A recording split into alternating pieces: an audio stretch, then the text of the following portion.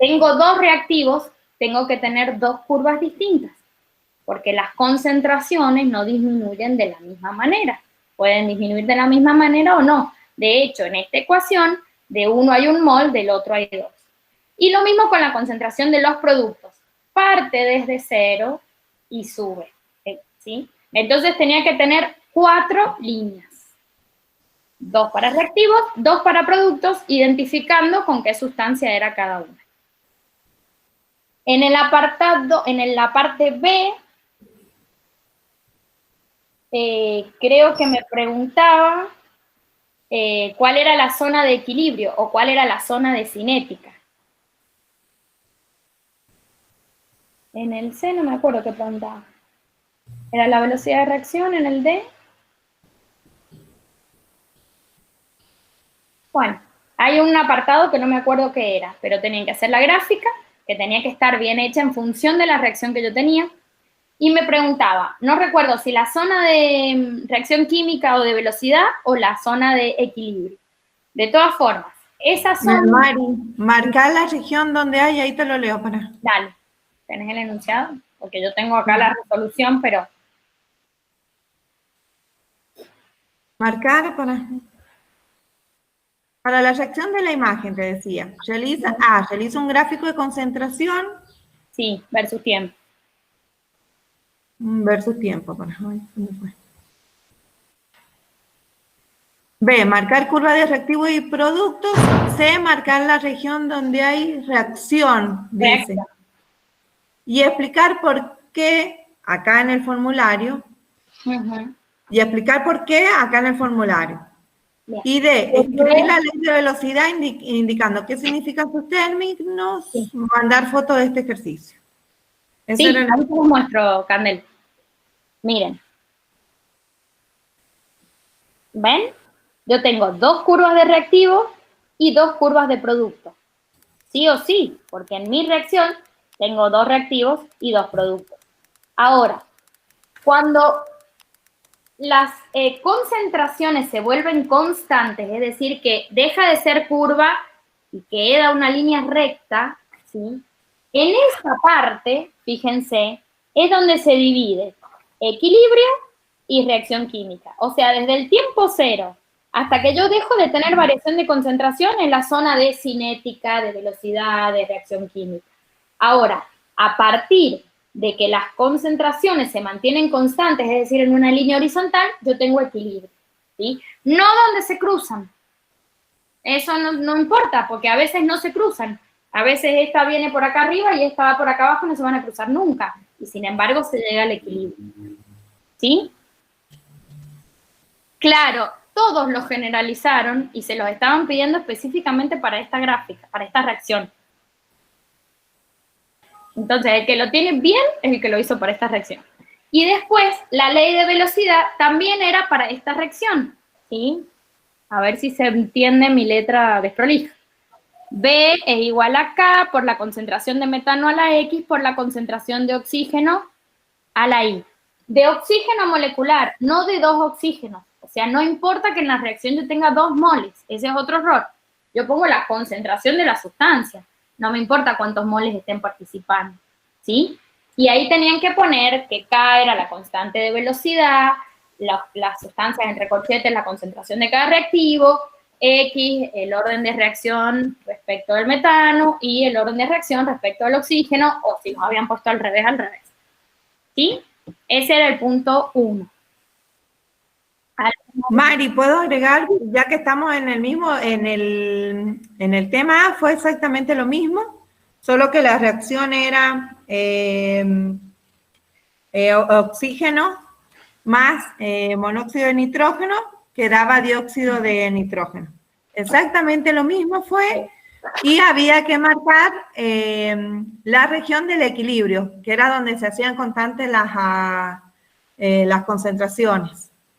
Luego, también todos tuvieron el mismo error de no aplicarlo, y cuando no aplicarlo a esa reacción, porque te lo dice el enunciado, te dice, para la reacción de la imagen, y de ahí te pregunta.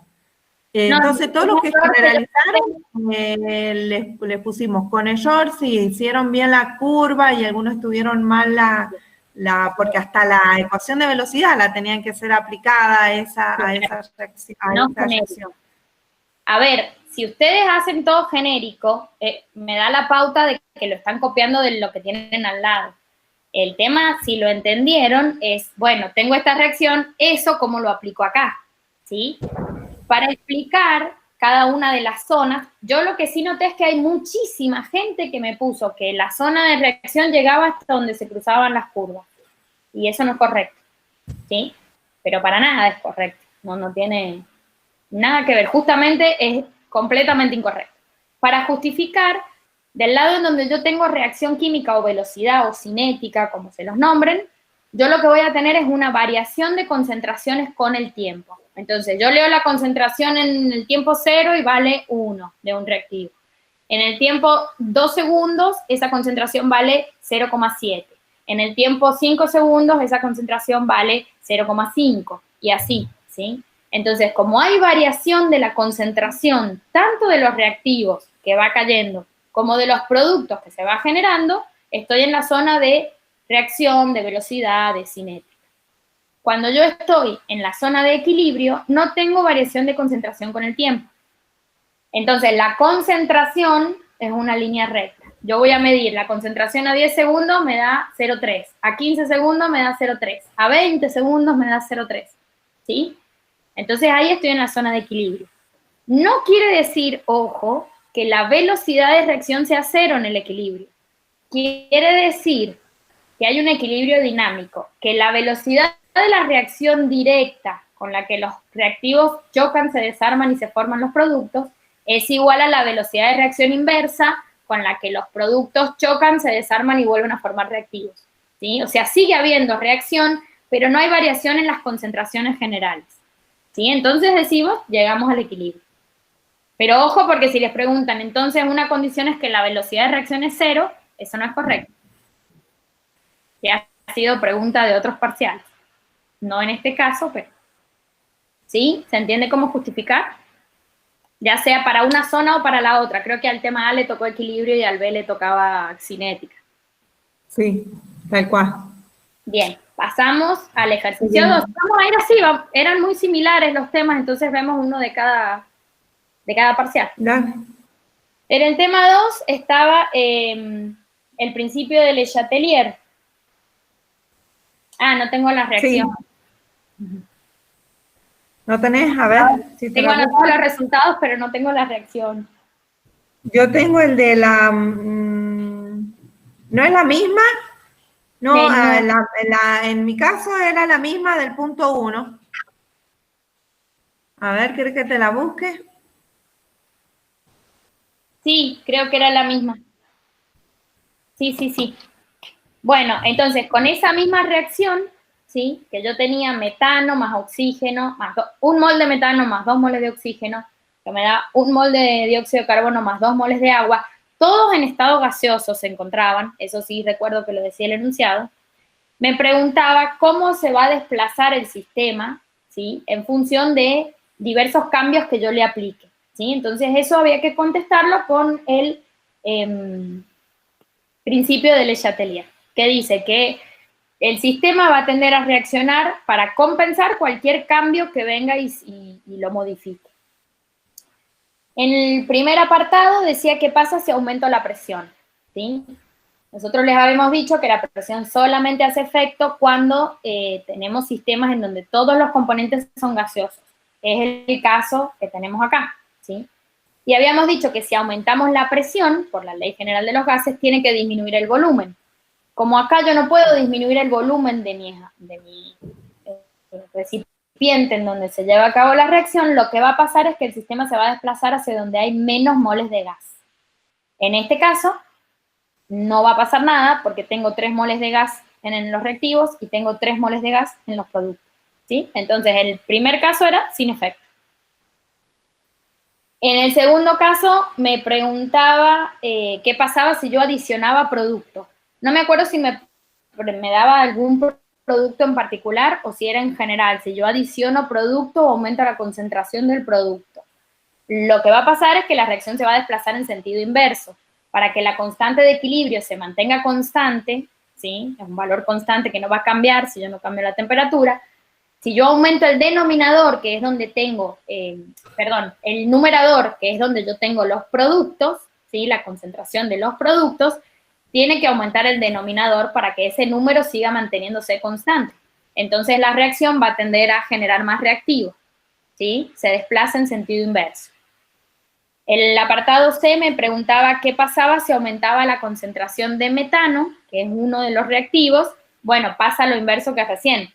Se va a desplazar en sentido directo porque si yo tengo la constante que tengo que mantener su valor y estoy agregando cantidad de concentración de reactivos que tengo en el denominador, el numerador tiene que aumentar para que esa división me siga dando el mismo número. Entonces se desplaza hacia generar productos en sentido directo. Y el último preguntaba qué pasa si agrego un catalizador. Y no pasa nada porque ya estoy en el equilibrio. El catalizador lo único que hace es acelerar la reacción. Si yo ya estoy en el equilibrio, no me va a generar más producto ni menos producto por agregar un catalizador, ni va a modificar la velocidad porque la velocidad ya está constante. ¿Sí? Ese era el ejercicio 2 del tema B. En el tema A era la misma reacción química y me decía que qué pasaba si en el ítem A se aumentaba, había un aumento de presión. Y te pide que justifiques el punto A. ¿Qué sucede acá? Nosotros tenemos, en un recipiente que también, o sea, te dice que cada uno de las sustancias involucradas son gaseosas. Tenemos un recipiente donde tenemos un volumen de gas. ¿Cómo vamos a hacer? Si nosotros aumentamos la presión, o sea, ¿qué hacemos? Comprimimos.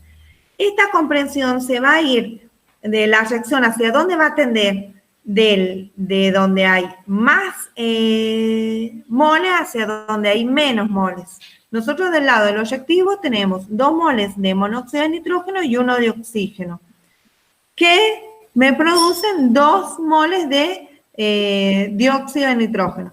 Entonces, al comprimir, la reacción se me va a ir hacia el lado de los productos, o sea que está en sentido directo. Y esa había que, bueno, justificar, y se justifica de ahí donde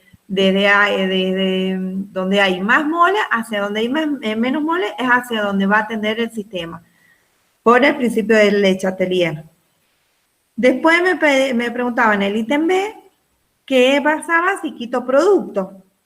Si quito producto, ¿qué hace? ¿Qué dice el principio de Le Chatelier? Va a tener un efecto de contrarrestar lo que le estoy haciendo, estoy quitando más. Entonces, ¿qué va a hacer? Los reactivos van a querer producir más productos para mantener ese equilibrio. Entonces, va de reactivo hacia producto, va en sentido directo. Después me pregunta en el C si agrego un catalizador positivo. Bueno, igual, como dijo la profe, no tiene efecto, lo único que hace es disminuir la energía de activación, va a ser más rápido ahí, pero no le produce nada a la reacción. Ya en el equilibrio no tiene efecto. En el equilibrio no tiene efecto. Y me dice que sí, aumento la concentración de monóxido de nitrógeno, que es un reactivo. Igual, si aumento, para contrarrestar esto, ¿qué va a hacer? Producir más, hacer más producto para mantener el equilibrio ahí. Entonces, la reacción ahí, en ese caso, es directo. Pasamos con el 3, Mari. Bueno, en el 3 les decía, no tengo el enunciado, pero hablaba que tenían ácido fórmico. Ahí te lo digo.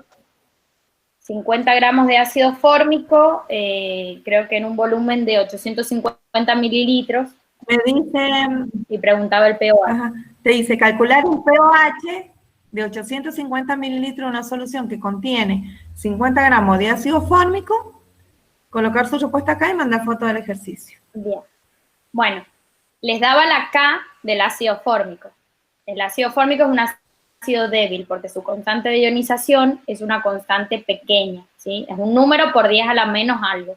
En este caso era 1,7 por 10 a la menos 4. ¿Qué quiere decir eso? Que cuando al ácido fórmico yo lo ionizo, lo pongo en agua, parte de ese ácido se va a ionizar en catión hidrógeno y el anión formiato, pero la gran mayoría del ácido va a quedar como moléculas de ácido, ¿sí? Entonces es un ácido débil. Cuando yo tenía ácidos débiles, primero que me están pidiendo pOH, pero yo no puedo aplicar directamente la fórmula de pOH porque lo que tengo es un ácido, ¿sí? Entonces lo que yo puedo medir o calcular con ese menos logaritmo es la concentración de hidrógeno. Para calcular esa concentración, ¿sí? Habíamos dicho que íbamos a utilizar las fórmulas resumidas generalmente, que era que esa concentración es igual a la raíz cuadrada de la concentración inicial por la constante del ácido. Para sacar la concentración inicial tengo todos los datos. Tengo la masa, que son 50 gramos. La masa molecular la puedo calcular porque me daban, no recuerdo si me la daban como dato o me daban la fórmula del ácido, ¿sí? El ácido fórmico es un ácido orgánico.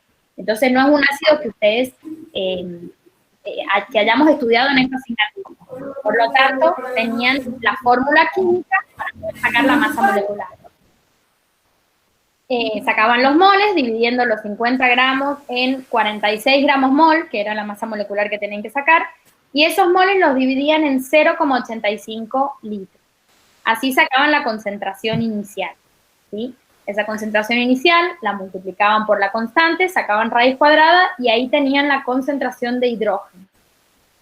Si querían corroborar que podían usar esa fórmula, simplemente hacían esa concentración que les daba, dividido en la inicial por 100. Si eso les da menos de 5, estamos bien, ¿sí? Y daba menos de 5, daba el 0,02%. O muy poquito. Sí, tal cual. A eso le aplicaban el menos logaritmo, a esa concentración que sacaron con la raíz cuadrada, y eso les daba el pH. El pH nos daba un valor de 1,83. Para sacar el pOH, le restaba a 14 el pH y me daba el pOH. En este ejercicio la mayoría lo hizo bien. Alguno no sacó pH, se mandó directamente a sacar pOH, entonces dio como resultado el 1,83 y está mal. Y hay un par de personas que han puesto la fórmula de Buffer y han empezado a meter concentraciones que no era correcto. Hay muchos chicos que no han usado la fórmula resumida, sino que han hecho la ecuación cuadrática larga y la han hecho bien. O sea, mientras esté bien, da un resultado muy similar. Por supuesto que es más precisa la de la ecuación cuadrática, pero lo han hecho correcto. Este fue el ejercicio que te diría que más gente ha hecho bien. Sí, tal cual, a mí igual, Mari. Yo en el tema A ha sido exactamente lo mismo. Era ácido acético. Te pedían el pOH y como es un ácido, tenés que sacar el pH, sí o sí, primero. Entonces también te daban los mismos datos, 15 gramos de ácido acético en 0,85 litros, exactamente lo mismo. Y la concentración, tenías que sacar la concentración inicial, multiplicarla por caso A y a sacar la raíz de esto, te daba la concentración de hidrógeno. De ahí le aplicabas el pH y bueno, lo mismo, Mari. Algunos, casi todos lo tenían bien, algunos pusieron directamente el cálculo del pH y bueno, pero bueno, era sacar el pH y después restarle 14 y te daba el pH 11,36 en el tema. En el tema B, ahí se lo anoté a Nahuel. Eso te estaba por decir. Hay gente que le daba 0,2, hay unos que le daba 0,09. Eso tiene que ver con si yo redondeo o trunco cuando hago en la calculadora, o si hago todo el cálculo de una, que me toma todos los decimales para todo, para multiplicar por la K, para sacar la raíz, para el logaritmo, o si lo van truncando. Entonces, sí, si el planteo está correcto y a vos te daba 21 en lugar de 17, los decimales, está correcto. No te corregimos nada. Está correcto y para eso pedimos que sean claros porque nosotros evaluamos el procedimiento. Entonces yo, por vemos ejemplo, que si has hecho... lo voy haciendo todo de corrido en la calculadora. Entonces los redondeos no son iguales que cuando vos vas haciendo una cuenta y truncás y haces la otra y truncamos y así. Pero sí, está en el orden de que está correcto. A ver, hay gente que le daba 9, por ejemplo. Ese no está correcto, ese se equivocó seguramente al sacar la concentración. Hay una diferencia grande. Hay algunos que les daba 12 porque habían redondeado demasiado, y creo que ese también lo consideramos porque lo único que había hecho era redondear a todo el número entero. En general no redondeamos a entero, pero bueno, estaba bien planteado, se notaba que el ejercicio estaba bien resuelto, y es un tema de decimales. Por los decimales no te reprueban, digamos, no está mal el ejercicio. El 4 era de buffer. Si en algún ejercicio les surge alguna duda de los que estamos nombrando, nos frenan. ¿Sí? Empiezo, Mari, si querés. Bueno, como quieres. Te daban en el... No me acuerdo si acá te daban... claro, te dice, se dispone de nitrato de sodio y te da el 0,3 molar. Ácido nítrico, 0,2 molar. Ácido nitroso, 0,6 molar. Y nitrito de calcio, 1 molar. Te pedía a seleccionar convenientemente y justificar para armar una solución buffer, calcular su pH, escribir las reacciones de ionización de las sustancias elegidas, colocar acá la respuesta de pH y enviar foto de la resolución. Entonces, con las opciones que te daba, tenías que buscar cuáles eran el que tenían el ion en común. O sea, podía ser cómo se forma una base. Podía ser un ácido débil y una base fuerte, o una base débil y su ácido conjugado. Entonces, ¿qué teníamos? Nitrato de sodio, ácido nítrico. Sabíamos que el ácido nítrico es un ácido fuerte, así que no podía ser, porque tiene que ser un ácido débil. El ácido nitroso, y teníamos el nitrito de calcio, que el nitrito es la sal conjugada del ácido nitroso que tenemos, del ion en común que tiene. Entonces, con esto formábamos la buffer. Que teníamos el ácido débil, el ácido nitroso, y la base conjugada del nitrito de calcio. Aplicábamos la ecuación, que al ser un ácido débil, aplicamos la de buffer de pH, que igual a menos el logaritmo del caso A, más el logaritmo de la base conjugada sobre su ácido débil. En algunos de los ejercicios habían aplicado acá el pH igual al menos logaritmo del caso A, menos el logaritmo del ácido débil sobre su base conjugada. Estaban bien, estaban planteadas las dos fórmulas distintas, pero los dos, siempre y cuando cambiaran de lugar las concentraciones de la base conjugada y el ácido débil, los resultados les daban correctos, o sea, era correcta la fórmula. Es una propiedad de la función logarítmica matemática. Si yo tengo el logaritmo de un cociente y yo invierto ese cociente para sacar el logaritmo, me cambia el signo. Si es negativo se pone más, si es positivo se pone menos. ¿Sí? Eso es una cuestión matemática. Entonces cualquiera de las dos formas está bien. Lo que no está bien es que pongan más y pongan arriba el ácido, porque ahí les da una pequeña variación. Y en buffer las pequeñas variaciones sí importan. Porque justamente... Este da 3,57 este pH. Bueno, en el tema B... ¿Alguna consulta? En el tema B era lo mismo. Nada más que yo sí noté que hay mucha gente que eligió, no sé, el ácido fluorhídrico y el hipoclorito de sodio. O sea, no tienen absolutamente nada en común. Siempre acuérdense, acá estábamos sacando pH, entonces necesitamos un ácido débil y una sal, pero la sal tiene que ser la base conjugada de ese ácido. Entonces, el anión de la sal tiene que ser el mismo anión que el del ácido. Si yo elijo el ácido fluorhídrico, tengo que tomar una sal que sea fluoruro de sodio, de calcio, de potasio, de lo que me estén dando como dato, ¿sí? Ese fue un error que cometieron varios. En general, lo han planteado bien, lo que no han hecho es justificar. O sea, hay gente que elegía bien el ácido, pero no decía por qué, y el ejercicio decía en mayúsculas justifica. Si no justifica, no se considera completo, no es que se considera mal, pero no tienen el 1,5 completo. Y la reacción de ionización, bueno, tenían que poner cómo ionizaba el ácido, en cation hidrógeno y anión fluoruro en este caso, y algunos también han puesto cómo ionizaba la sal, que era era fluoruro de sodio, así que era en cation sodio y anión fluoruro. Entonces ahí se ve clarito cuál es el anión que tienen en común, cuál es el ion que tienen en común. Siempre acuérdense que las dos características son que la sustancia que es ácida o básica sea débil y que el conjugado, que va a ser fuerte porque es conjugado de un débil, tiene que sí o sí tener un ion en común. Si no tiene el ion en común, no es el conjugado. No tiene nada que ver con ese ácido o con esa base. A mí como resultado me daba 2,79 el pH. Y otra vez hay gente que le dio 2,77, 2,71, 2,8, 2,9.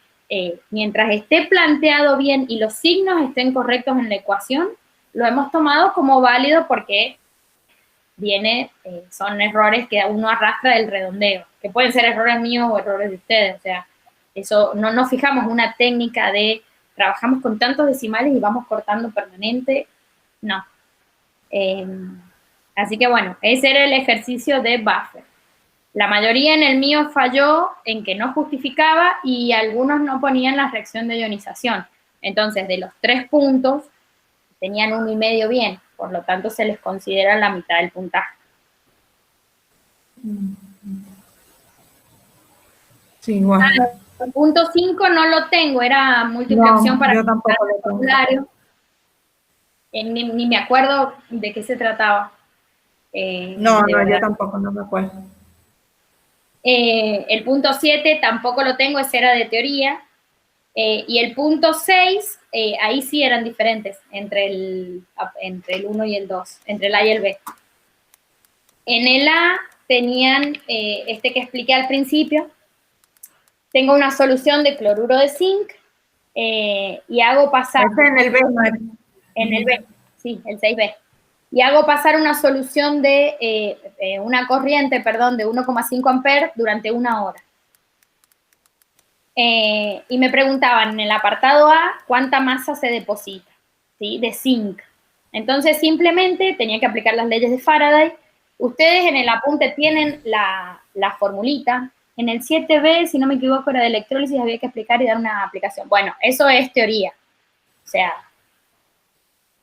electronegatividades. Profe, para la integrativa es necesario memorizar las valencias, pesos atómicos. Las valencias, nada más. Pesos atómicos, pesos moleculares, electronegatividades, eso no. Y las valencias para que puedan escribir los compuestos, porque si yo te pregunto en formuleo el ácido nítrico, vos lo tenés que escribir, no puedes estar fijándote un rato. En mi cartera. Fijándote un rato, tenés que tener un manejo de las fórmulas, y para tener manejo de las fórmulas hay que saber las valencias, por lo menos de los más comunes. Las otras no, lo que es constantes de ionización, potenciales de reducción estándar, electronegatividades, todo eso no. Y estaba colgada en una de las sillas, con Panamérica. Profe, ¿una sustancia con menor posee mayor poder oxidante? No, posee mayor poder reductor, porque si su potencial es menos, o sea, menor potencial de reducción quiere decir que es menos y un número más grande, ¿sí? No sé, menos 1,7, menos... Y generalmente son las sustancias que se oxidan. Si se oxidan, tienen poder reductor, porque ellos se oxidan y hacen que el otro se reduzca. ¿Sí? Pesos atómicos no. No, eso lo pueden buscar en la tabla. De hecho, a ver, una persona que sabe los pesos atómicos es una persona que está permanentemente preparando soluciones, porque es una cuestión automática ya. Entonces ya sabes que el hidrógeno pesa 1, que este pesa 12, que el nitrógeno pesa 14, pero si no, te vas a la tabla y lo buscas. La masa depositada de zinc me dio 1,83 gramos. Bueno, volviendo al problema del zinc. Claro, lo redondeamos. Aplicamos las leyes de Faraday, ¿sí? Ahí que tenían que tener en cuenta, la corriente está en amperes, el tiempo tiene que estar en segundos, porque para las unidades necesito que esté en segundos, entonces era simplemente pasar una hora, que me da 3.600 segundos, y el peso equivalente que yo tengo que colocar es el peso equivalente de la sustancia que quiero depositar, o que estoy depositando en la electrólisis. Generalmente son siempre los metales puros lo que yo estoy depositando. Para eso se utilizan las electrólisis, ¿sí? Para obtener los metales puros. Entonces era el peso del zinc, la masa molecular del zinc, que me dio a mí 65,4, según mi tabla periódica, les puede haber dado 65,35, 65,42, porque también no hay una unificación de todos los decimales en los pesos de las tablas periódicas. Hay tablas periódicas analíticas que dan más cantidad de decimales que otras. Y la cantidad de electrones puestos en juego es 2, porque yo tengo zinc más 2, que le tengo que sumar 2 electrones para que pase a zinc 0. En este caso, me interesa solamente la reacción de reducción, ¿sí? Entonces, con las leyes de Faraday, sacaba la masa. En el apartado B, me preguntaban la cantidad de cloruro de zinc que se había electrolizado, ¿sí? Es decir, si yo deposité 1,38, ¿qué cantidad fue la que se desarmó de esa sal? Para calcular eso, lo correcto, no sé si se va a ver porque está con lápiz, y esta corrección yo la hice muy tarde a la noche, ya no tenía ganas y no está prolija. El zinc solo pesa 65,4, el cloruro de zinc pesa 136,3. Entonces, 1,85 gramos, 1,83 gramos, me va a dar X, ¿sí? Esta era la forma correcta de resolverlo. Ese resultado me daba 3,7 gramos de sal. Hay mucha gente que optó por aplicar la ecuación, las leyes de Faraday, tomando como peso equivalente la masa total de la molécula de cloruro de zinc, ¿sí? Entonces, lo dividieron en 2, ¿sí? A los 136,7 lo dividieron en 2 y lo pusieron dentro de esa formulita por I, por T, dividido en los coulombs, que sí. Les da el mismo número, ¿sí? ¿Por qué conceptualmente no sería correcto? Los chicos que lo han hecho así, se los hemos considerado correctos, ¿sí? Pero ¿por qué conceptualmente no estaría bien? ¿Por qué en un examen final no estaría bien? Porque vos ponés el peso equivalente de la sustancia que estás depositando. Y en sí no estás depositando la sal. Vos lo que tenés es sal que se está ionizando, ¿sí? Y se está perdiendo esa sal para depositar el metal puro. ¿Se entiende el concepto? ¿Qué pasa? Como dentro de esa molécula de sal yo tengo un solo átomo de zinc, es 1 a 1 la relación, me va a dar si yo hago eso. Si yo tuviera otras relaciones estequiométricas, lo más probable es que no les dé el resultado correcto, ¿sí? Entonces, bueno, les ha dado, porque era así la estequiometría, y se los hemos tomado como válido, pero conceptualmente no sabemos lo que está pasando. Hay otros chicos que hicieron eso, pero el N lo tomaron como 3, y está mal. El N va a ser siempre 2 en esta reacción, ¿sí? Porque yo sigo depositando zinc, ¿sí? No cambia el N, la cantidad de electrones que necesito para depositar un átomo de zinc. Y después hay otro grupo que comenté al principio, que han sacado números y no sabemos de dónde salen esos números, porque hacen reglas de 3 con números que nos resultan extraños, que no sabemos qué cuenta han hecho porque no ponen la cuenta. El número no tiene unidades, entonces no sabemos si es cantidad de carga, cantidad de electrones, cantidad de moles, cantidad de gramos, y no los pudimos deducir de dónde han sacado. Llegan al resultado, pero no se entiende para nada el razonamiento que han hecho. A eso lo hemos considerado mal. a esto lo hicieron como si se depositara la sal, se los hemos considerado bien porque hemos entendido la forma en la que lo han razonado, a pesar de que no es exactamente correcto. ¿Sí? ¿Se entiende cómo se resolvió el problema?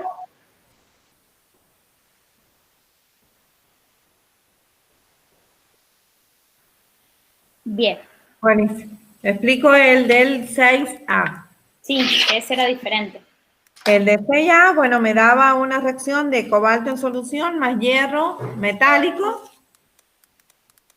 Me daba la reacción donde me producía cobalto metálico más hierro 2 positivo.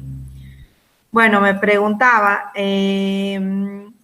bueno, tenía que dar la reacción de reducción, oxidación, identificar el ánodo, el cátodo, me daban las concentraciones para cada uno del cobalto y el hierro, y me pedía que calcule la FEN y decir si era espontáneo.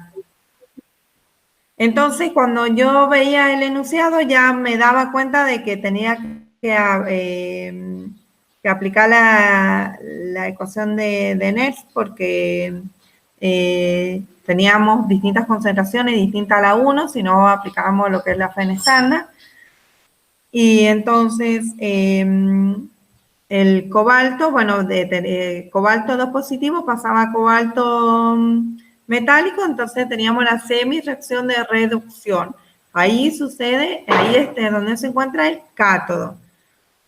Del hierro metálico al hierro 2 positivos, tenemos la reacción de oxidación, la semi-reacción de oxidación. Ahí es donde se lleva a cabo esta semi-reacción, se lleva a cabo en el ánodo. Entonces, de yo podía sacar la FEN estándar de reducción, me daba la FEN de cada uno, del cobalto y del hierro.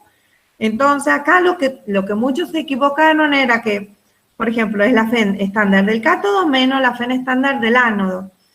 Y en el ánodo yo tenía un valor negativo, entonces negativo con negativo, estos dos valores se sumaban. Entonces era menos 0,28 más 0,44, me daba 0,16 volts. Ahí habieron varios chicos que tuvieron error ahí, pero imagínense que es de una suma algebraica. Después con esta FEN estándar la ponía en la ecuación de Nernst, que la FEN igual a la FEN estándar menos 0,0592 sobre los electrones puestos en juego, que en este caso era 2, por el logaritmo de la concentración de la especie oxidada sobre la reducida. Ahí también hubieron algunos errores, ahí en cómo colocaron las concentraciones, y la resolución de esta me daba 0,1796 volts. Era espontánea porque me daba una reacción mayor que 0, y si tenía que justificar qué es lo que era espontáneo, o sea, que al unir estos reactivos, se iban a producir por sí sola esta reacción química, no necesitaba de una fuerza externa para llevarla a cabo, de una energía externa para llevarla a cabo, y al ser espontánea significa que sí me iba a producir energía eléctrica, que es el objetivo de lo que es las reacciones redox de óxido de reducción. Eso era todo en el punto 6. ¿Alguna otra consulta, chicos?